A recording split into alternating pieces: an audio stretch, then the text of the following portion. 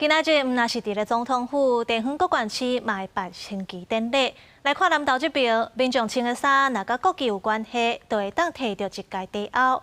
有人就穿国旗衫，嘛有人甲狗仔围一条国旗按紧，够水够创意。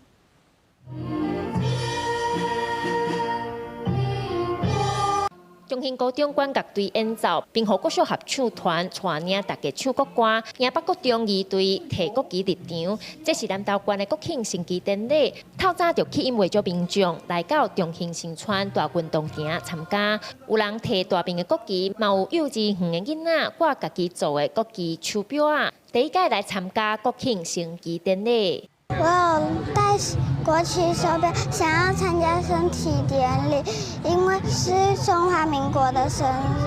要有国庆的装扮的话，就可以拿到一个杯子和一串香蕉，我很开心。每年的这天，我就特别来，特别装扮。 今年的国庆宴会头摆伫南投举办，官府特别做限量，面顶有印国庆宴会伫南投的地碑啊，发放予参加升旗典礼的民众。